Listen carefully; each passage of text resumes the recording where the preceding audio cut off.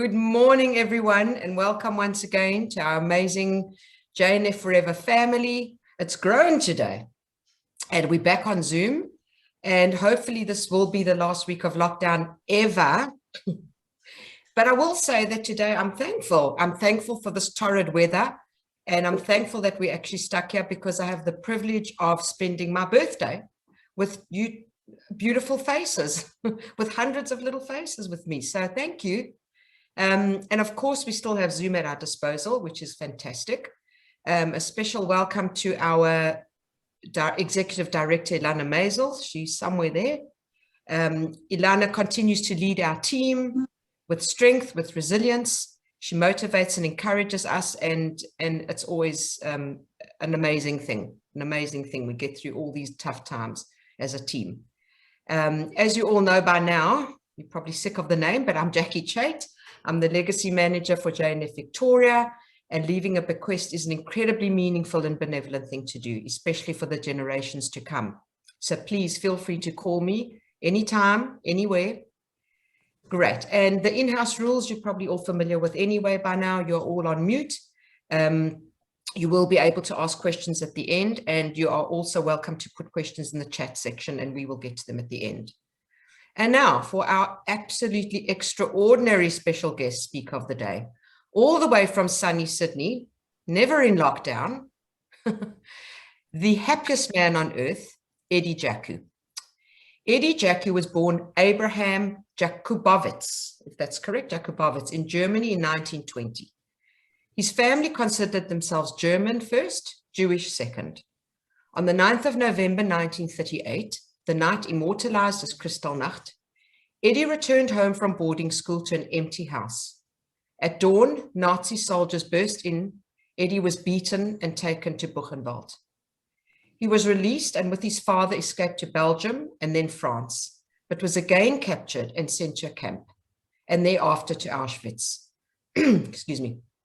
En route, Eddie managed to escape back to Belgium, where he lived in hiding with his parents and sister. In October 1943, Eddie's family were arrested again and sent to Auschwitz, where his parents were both murdered. In 1945, Eddie was sent on a death march, but once again escaped and hid in a forest eating slugs and snails until 1945, when he was finally rescued. Eddie has volunteered at the Sydney Jewish Museum since its inception in 1992. He saw death every day throughout World War II, and made a vow to himself that if he survived, he would live every day to the fullest and be happy. Eddie now not only survived the horrors of the Holocaust, but is now 101 years young. He has lived to become a husband, a father, a grandfather, a great-grandfather, as well as a successful author of his book titled The Happiest Man on Earth. Over to you, Eddie.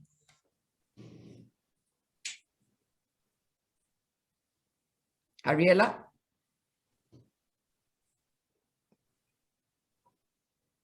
Over to Eddie. Okay. Good morning, my friends in Melbourne. And I hope that when I leave you today, you call me your friend. That would be very, very nice.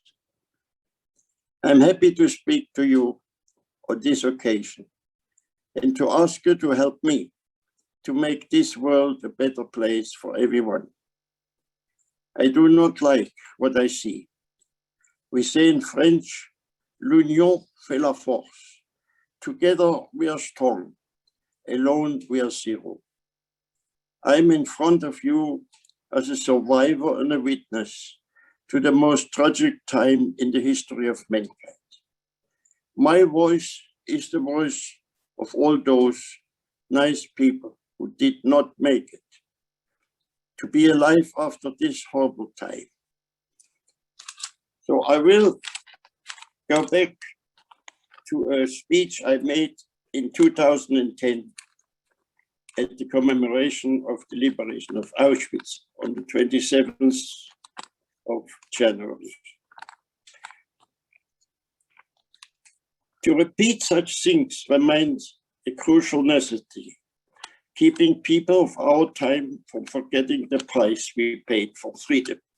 6 million innocent men, women and children, yes, children, 1.5 million young children, some burned in open fires, the flames so gigantic that the planet seemed on fire. This led by a brutal, fanatic, cruel, and mad regime of a civilized, educated country. Why?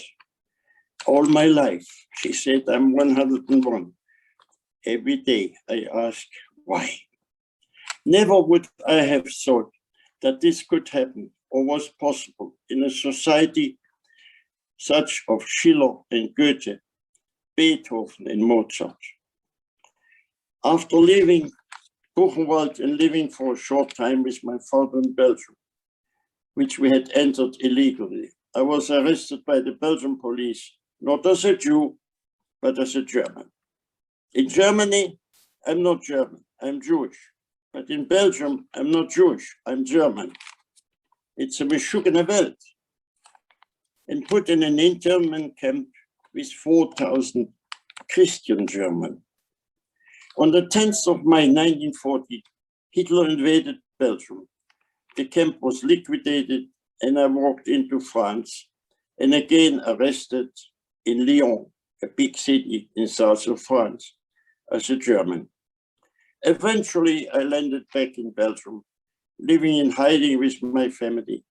We were denounced, arrested, and deported to Auschwitz, where a number was tattooed on my left arm. My father and mother died there in the gas chamber.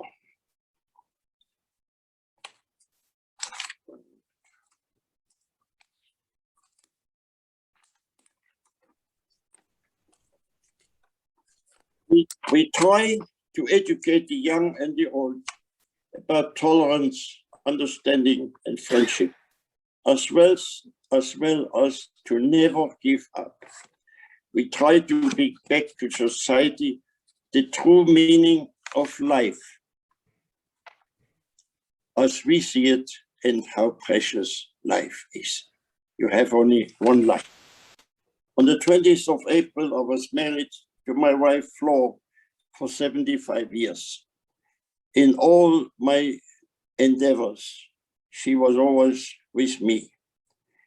And she agrees, and I agree, that she deserves a medal. It's wonderful to be married to the same wife. It takes a lot of courage and a lot of tolerance. But that is what I tell the young people. I tell the young people that I could live with any woman. Every woman is made half good and half bad. And if you fall in love, you cultivate the good part and you push away the bad, because perfect does not exist. No one is perfect, not you, not me, no one. So I want to read to you what I said on the 27th. The days in Auschwitz started with a cold shower, bread and coffee, sometimes marmalade or margarine, then 7-kilometer walk to work, and again it says 3:30, 7 kilometers back to the camp. 1 minute and get food.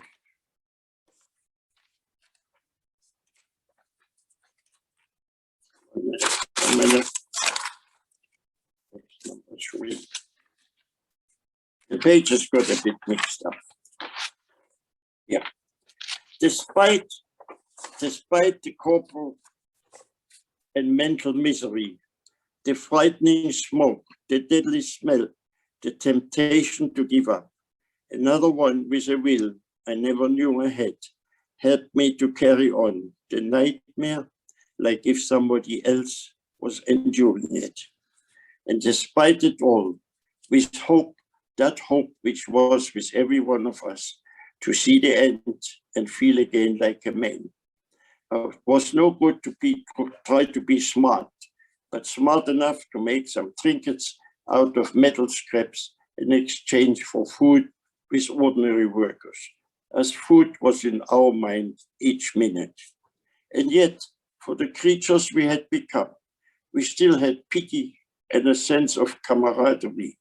We had feelings for the others and hope that one day this hell will end. Our motto was to hold on. Such was the most common expression and used by people living in concentration camps. To hold on meant not to die of hunger, in spite of the scarcity of food. It meant to save everything, even the smallest crumb of brown bread, the last drop of rutabaga broth, that when it seemed greasy, was only poorly and synthetically rich. To hold on, it meant not to be killed by the bullet of a gun from a short distance shot, or one's liver burst by the murderous punch of a capo, or one's skull smashed by the hobnail boot of an officer. To hold on, it meant to think, I'm not hungry when one's stomach hurts. I'm not cold when one shivered, when one's hand, feet, and ears were completely numb. To hold on, it meant to have enough will to resist obstinately, in spite of everything. Whatever happened, it meant to keep one's fight and one's mind, as well one's bones and the skin that covered them. To hold on, it meant at last to want to last. The future generation will have to make sure that the most tragic time in the history of mankind will never be forgotten and never be allowed to happen again. And now, as I stand here in front of you, happy and grateful to be alive, I make this promise: with God's help, we'll have a few more years to educate the young and the old, to eliminate hatred, to learn from the past, and together, you and me, will try what I said before, to make this world a better place for everyone. This is important, very, very important. I lived for 100 years. And when I was 100 years old, a publisher came to me and came back and back and back, because I said, there are so many books, why should I be better than the others? And eventually, on my birthday of the 100 years, I agreed, and I made a book. And I can tell you, I have never dreamt or thought that my book will be such a success. It's translated in 21 languages already in Israel. I am bestseller in Australia since 28th of July 2020. I have never been out of the best 10, but I never been lower than number 5. And now the last 2 weeks, I'm back number 1, number 2, number 1, number 3, and that is fantastic. This is many thousands and thousands, hundreds of thousands of people will read my message. Not only that, I give a message of hope, of health, and how to behave. I have saved families which falling apart. I think now modern technique has not improved society. In the contrary, families fall apart. Sisters and brothers are fighting in court for the money the parents have left. When you arrive now in Paris, a voice says in French, did you come in first class? If your answer is no, your children will. And this is what I said. A friend of mine died not long ago, 3 years. And the 2 girls are in court since then, fighting for the money. They have spent more than 2 million for court cases and lawyers and barristers. And I say to both of them, if your father could come back out of his grave, he buys himself a gun, he shoots you both and said, you're not my daughters. It is terrible what people are fighting.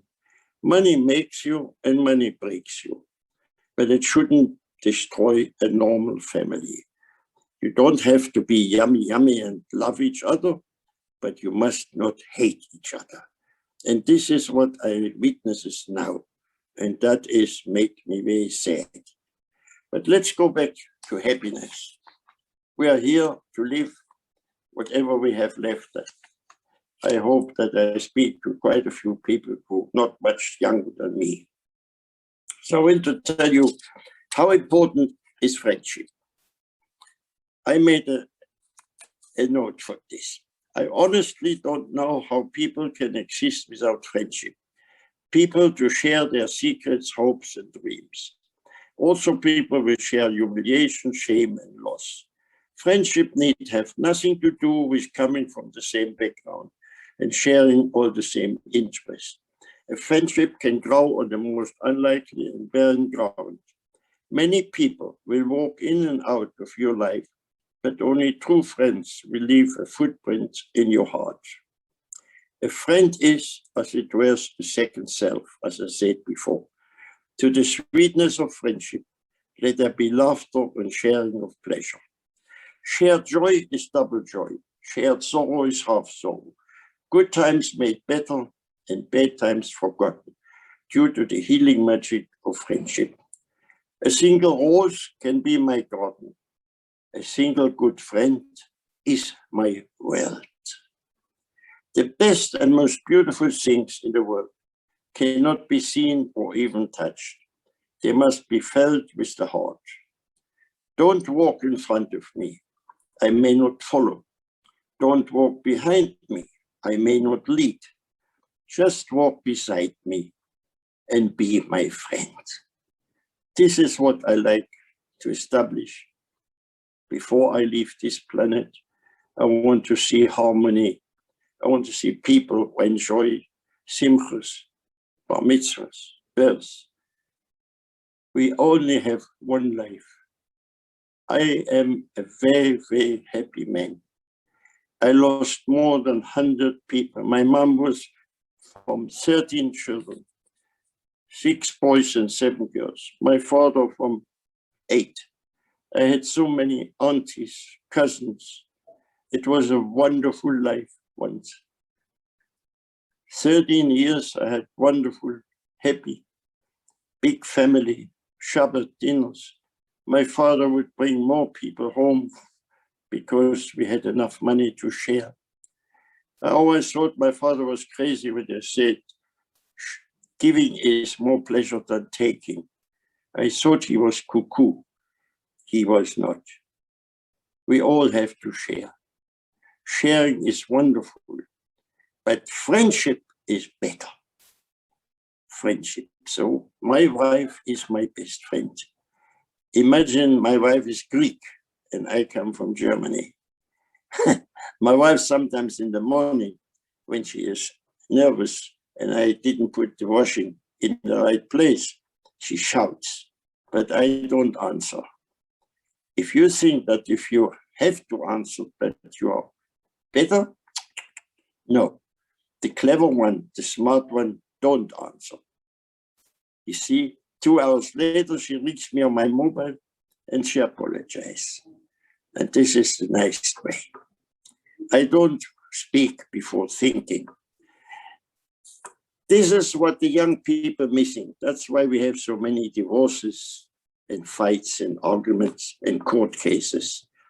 People are not the same anymore. People goes chick-chack. One word has to be answered immediately. No.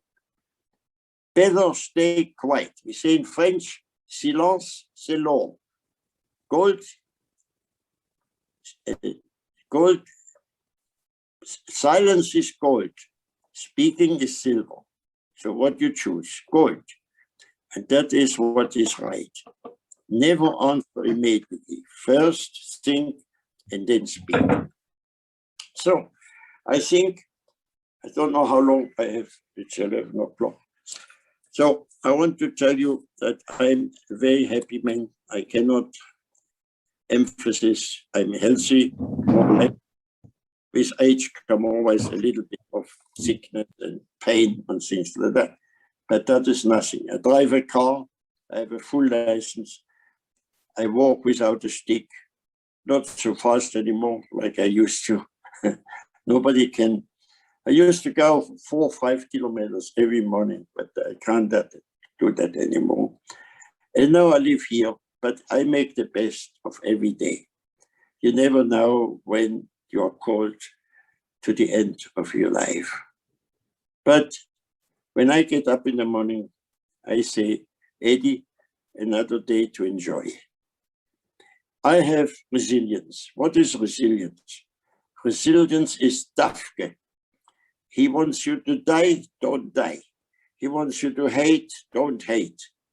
He wants you to become nervous, don't. Take your time. There's a time to laugh and a time to cry. There's a time to enjoy and a time to be sad. There's nothing wrong with a man crying or a woman crying. If I can make one miserable person laugh, I am happy. This is why I have been saved. First, to tell the world what can happen if they don't care. When I finish my speech today, or sometimes, I always end with a nice saying. May you always have lots of love to share, lots of good health to spare, and lots of wonderful friends that care. That's the most important message I can really convey to you. We all have our trouble. Life is not easy. Nobody told you that it will be life. I have written now a book. And if you want to hear all my story, buy my book.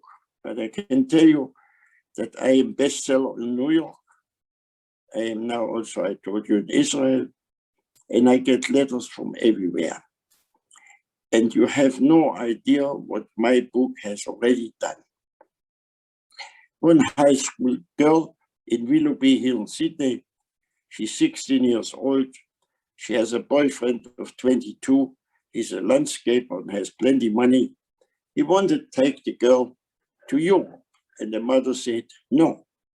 She walked out with her suitcases and the mother didn't even know where she was for 6 months.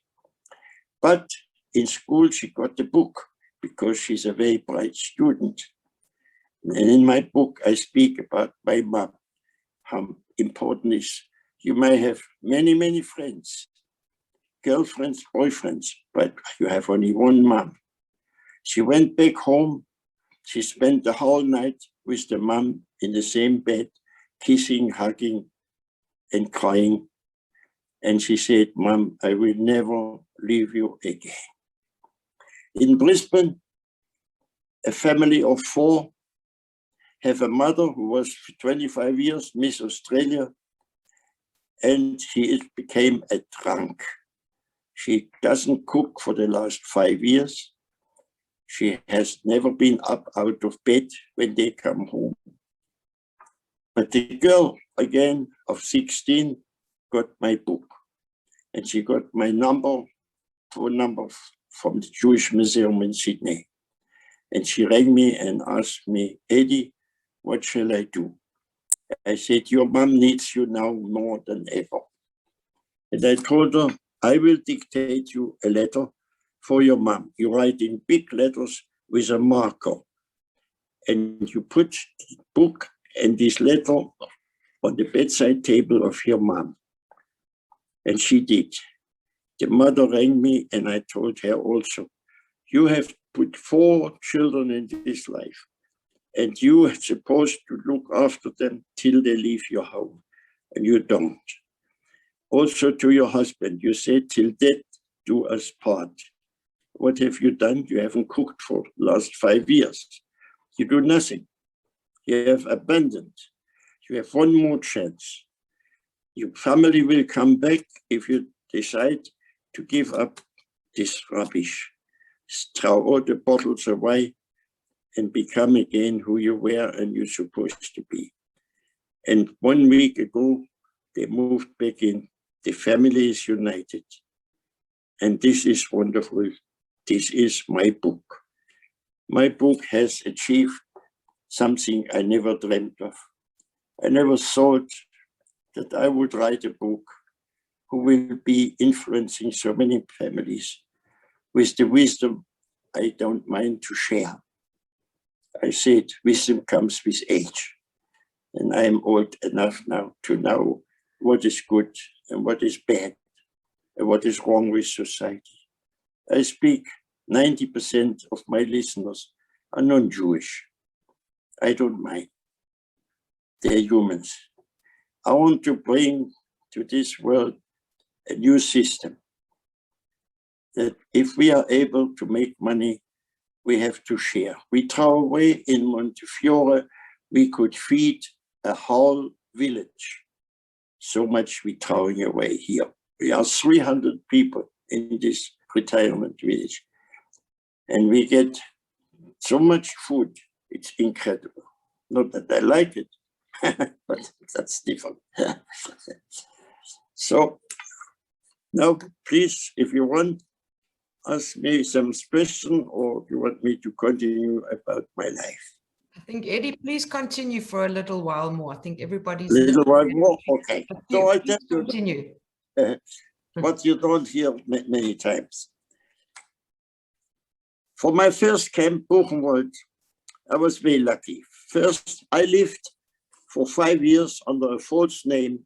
My name was Walter Schleif.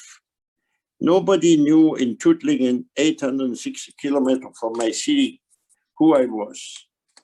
I sleep in an orphanage. I go to school every night, including Shabbos. And I have only one Sunday. This is for sport, but I was not so good in sport, and so I studied. That helped me a lot. I can tell you I slept with 19 other men in a dormitory, and I'm supposed to be an orphan. So when I worked for Siemens, I made myself a lamp, and when we went to bed, 9:15, the light goes out. I cover my head with my sheet, and I studied mathematics, science, and physics, so that I became so tired that I would not talk my mom or call my father or something, or my sister or my aunties. So the others would say, you see this Walter? He's frightened of the dark. But I didn't care. I just want to tell you how hard it was for me from 13.5 to 18.5 to live under a false name, far away when you needed your parents the most. They were not with me. But my father, every 6 weeks, I would ring in a warehouse like Myers or David Jones here in Sydney. I would take the lift to the 8th floor, run across the other side, go to the 2nd floor, and make this movement 2, 3, sometimes 4 times before I was sure that nobody follows me. And then on the ground floor, behind the curtain, there were 2 telephones where you put money in. It was 10 minutes more crying. And my father used to say to me every time, Eddie, I know it's hard, but one day you will be very grateful. I tell you, I am. I am alive because my father has done that to me, to give me a false name, to continue my education, to become a precision engineer. And I was necessary. In Auschwitz, I had a little armband, wirtschaftlich wertvoller Jude, economical indispensable Jew. I wouldn't sit in front of you today. I would be dead. If I would come from home where my lovely mom would put toothpaste on my toothbrush in the morning, clean my shoes, have everything ready, because I shouldn't be late in Germany for school, I would be dead in 3 months in Auschwitz. And in Auschwitz, well, you don't know, or some maybe have been there. You don't know when you go to work in the morning if you come back to this rotten bunk where we sleep 10 people across. It is awful. It is unforgivable. And I'm ashamed that any Jew lives today in Germany where the cities The streets are soaked with Jewish blood. My city, Leipzig, on the 9th of November to the 10th of November, from 23,000 Jews, 14,000 were killed in that night. This is Kristallnacht. Can you imagine what those bastards? They say, oh, I didn't do nothing. Now, the whole Germany is responsible. Einer für alle und alle für einen. That's what Hitler has told. One for all and all for one. They were all not only bystander, helpers. They shouted, shoot them, shoot them. Why? I asked myself, why? I never went to a Jewish school. We had two Jewish schools. We had Karlbach Schule. We were a wonderful community, completely assimilated. Why? I lost an uncle and a grandfather fighting for Germany. Why? Don't they ask why? You see, that's the difference. Germany is to Befehl, to your order. In France, I was in a camp, and one of my colleagues was going to die, but he was in such pain that I broke a little window from a hospital, and I knew how to open the cupboard where the morphine was, because I was there. And I opened and I took one bottle of morphine, and somebody called alarm, and they caught me. And the commander says to this soldier, shoot him, he's a thief. And he asked me, what have you done? And I told him, not for me, for my friend. The French soldier put down his gun and told his commander, you shoot yourself. I like that. They don't like us, but they don't shoot us. They let the German do that. That's the difference. In France, they all say big anti-Semites. These are the Muslims. 10 million Muslims there. The Frenchman is maybe not for the Jews, but not against the Jews either. I believe from 560,000 Jewish people, only 90,000 were deported. That should tell you what is France. In France, more people have survived than together all in Europe. All in Europe have not survived as many as in France alone. In Holland, they speak also about the nice Dutch, yes? Why? From 103,000, 99,000 were deported. Belgium, half. In Germany, when I was in Buchenwald, I was with 1,423 Jewish men married to Christian wives. Those wives, for 2 months, went up and down Kurfürstendamm and shouted, let our husband out. They let him out. 5,000 Jews survived in Berlin. Hidden by whom? By Germans, by their family, the family of their wives. I can tell you that the opposite too. I had 2 aunties married out. The moment Hitler came to power, they left my aunties. They didn't want to be married to a Jew. So you have both sides. But my last camp I escaped. I really had muscle because I lived for 2.5 months in a cave, as the lady said before, eating snails and slugs. But on the 4th of June, 76 years ago, this month, few days, I decided to give myself up. And I made the 80 meters to the highway on my hands and my knees. I could not stand up anymore. And eventually I arrived. It was already dark on the highway. The highway is 1.5 meters above the fields. So I had to find some bushes to pull myself up. I put my head on the highway I'm in front of an American tank. The war was over for a month. I did not know. Those lovely American soldiers, I don't know where they got the blanket from, put me on a blanket. I weighed 28 kilos, skin and bones, no flesh, and took me to a hospital. After 1 week in a coma, I woke up. First, I thought, I'm crazy. How can I be? Yesterday, I was in this cave, cold and empty, and no one with me. And now I'm in a bed with white sheets and cushions and nurses running around. I'm crazy. No, I wasn't crazy. And there comes a Professor Hoffman with a little beard. And I ask him in the morning at 8 and in the evening at 6, what are my chances? Every time I ask, he walks away. And one night, a nurse, her name was Emma, she came and put her head on my blanket. She wanted to see if I'm breathing. And I grabbed her arm and I said, Emma, I am not letting your arm go before you tell me what did he tell you. And I started crying.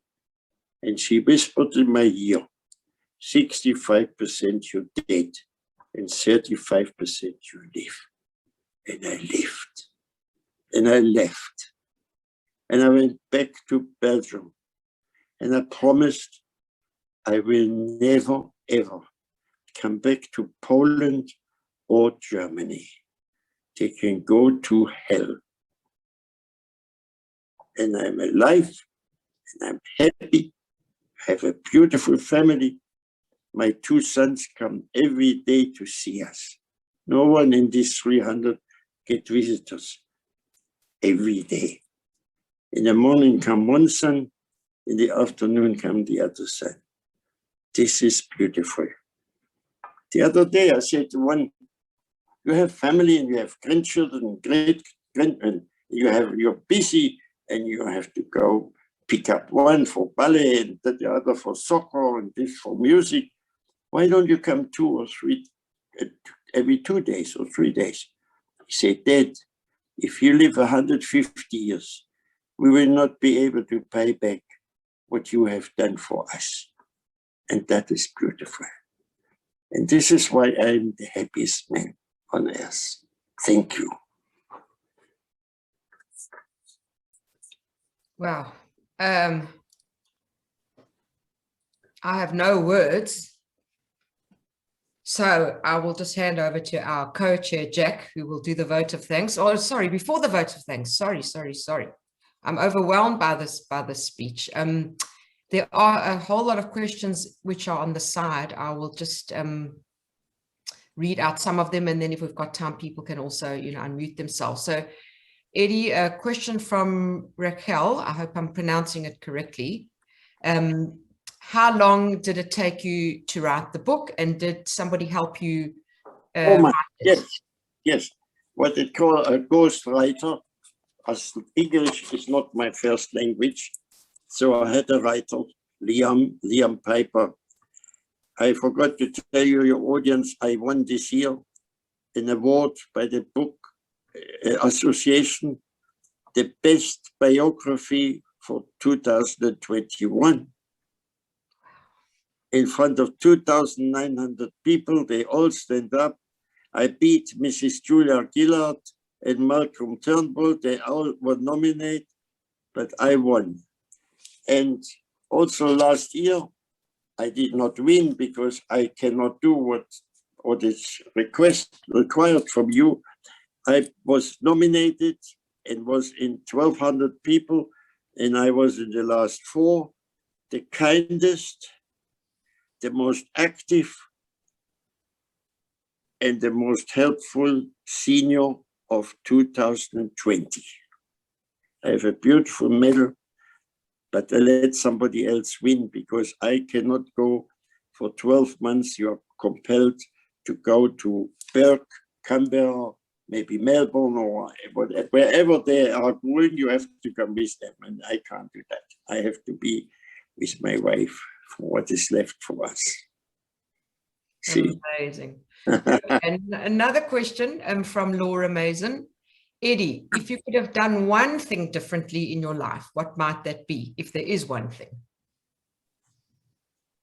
What did you say? I didn't. If you could have done one thing differently, if there is one thing you could have done differently, what would that be? Oh, maybe I should have written it before, so that I had, maybe if I had the same success, I would be still alive to see the results.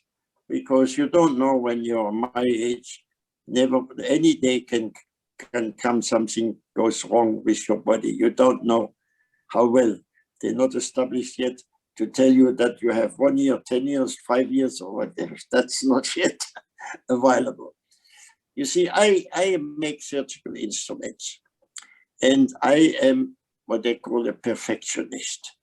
I had my own little factory and making endoscopy. I could not find a worker who will take responsibility, who earns twice as much as a normal mechanic, but takes responsibilities. For Australia is the paradise of the unskilled person. When I came here, I worked in a factory. I earned £1 more than the sweeper of the floor. It's very nice, but it is not to encourage people to take out professions like what I do, precision engineer or scientists or things like that. They go overseas because they're more appreciated. I don't blame the country, because the country has beautiful beaches and everything nice, and there's so much to do. But when you live in Germany, where 8 months it's snowing and cold, we haven't got beaches, and so we fall love in with our profession. And what you love doing, you do well. But what you don't like doing, you don't do well. So for a bricklayer, if a wall is a bit crooked, won't fall down. But if I make something like a kidney machine and I make a mistake, it kills a few people and nobody will know. So you see, there is the foundation in what you become. And that is the difference. That is the difference. I forgot to tell you, there was a time that at 17 years old, I became Apprentice of the Year. And I was nominated and accepted in the finest union. But we have no union, we have Innung. And you are enrolled. I had the blue robe with white lace.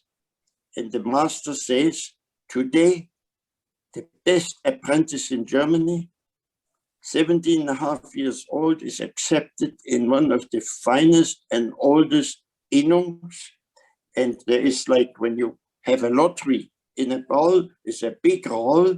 And my name, Walter Schleif, was accepted in this Innung and was written in.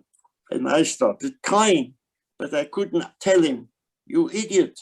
I have 2 parents. They should be here side by side to me, but it's not possible. And that's why I cried. So you see, you don't ever have, it didn't make me a bad person, which was quite possible. It made me a better person because my father done that for me. He suffered as much or more to have me so far away and not be able to help me than me missing them very much. I miss my mom all my life. I had the best mom anybody can have. And why has been taken from me so early? I said the other day, if I could have, I give half to charity of all my money. If I have my mom once more in my arms. She was wonderful. We can't have no one in the house. I think we'll just see if there's anybody wants to actually ask a question. Just put your sort of yes, sure, please. And you can unmute yourself just to ask the question. Because would anyone like to ask a question? So you ask me, Chris. I've just absolutely loved listen. I could listen to you all day, Eddie. No, no. I can't even talk. I can't even talk. Hello. That's Jackie's mother. It's my mother. Anybody else, Ariella?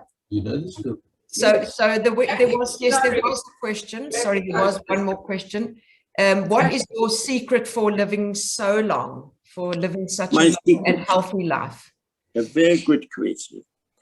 Look, I'm not a rich man and I'm not a poor man. I worked very hard. I told you when I was earning $1 more than the sweeper of the floor, then I had a second job. And I have never seen my children for quite a while. Not for dinner, not for breakfast, because I left home at 6 o'clock and came home at 10 o'clock.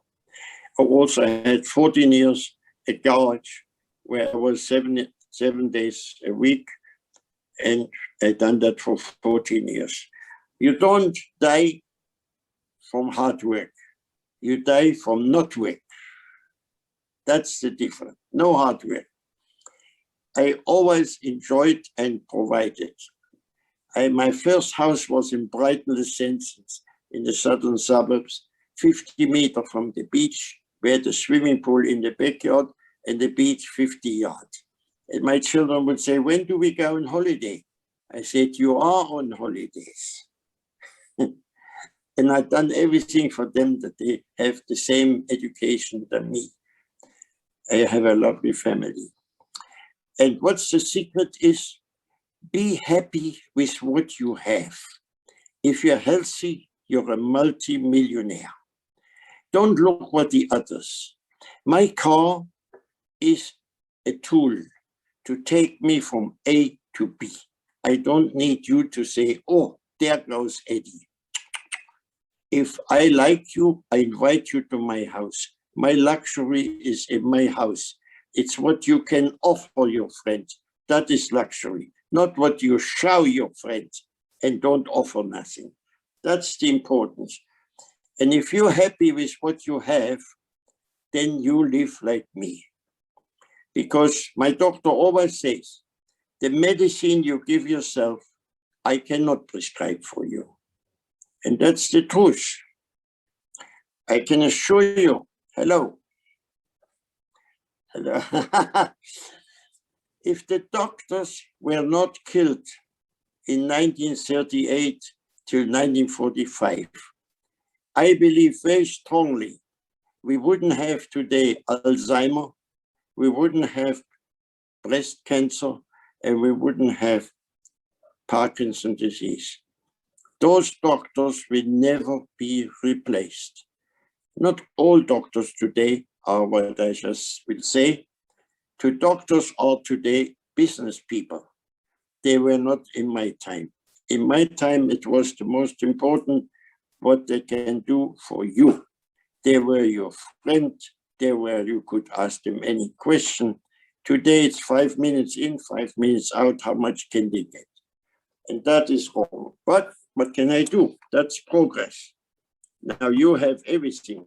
Yesterday, I spoke to a big company, Ernst & Young, and they have depression, and they are suicidal.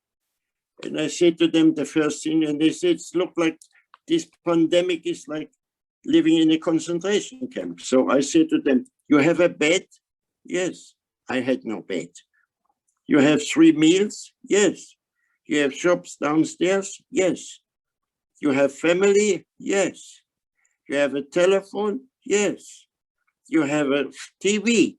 All this I didn't have. So why do you say concentration camp? You're crazy. This is something the whole world has been affected.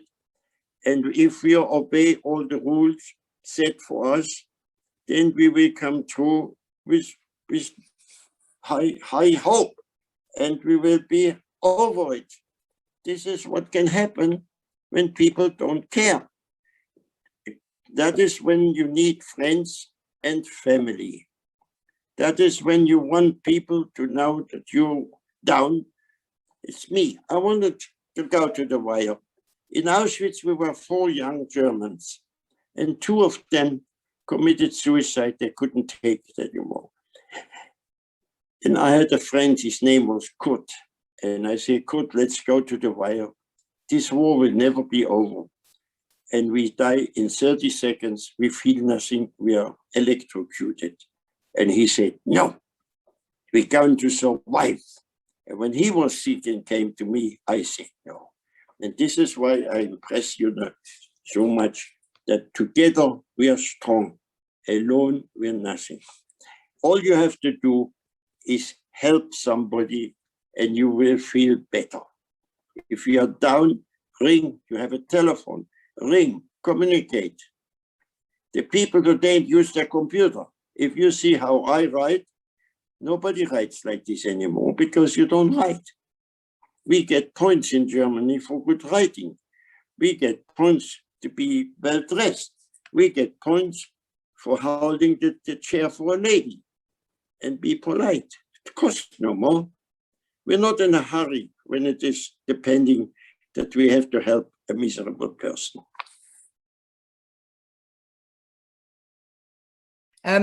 There are just some comments that that people have written on the side, Eddie.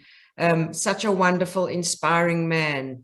Another comment from A. Schwartz, Eddie never fails to amaze me with his sacred testimony shared with such love to us. Here, still in lockdown in Melbourne, you have brought us such joy in a time when we're feeling a bit down.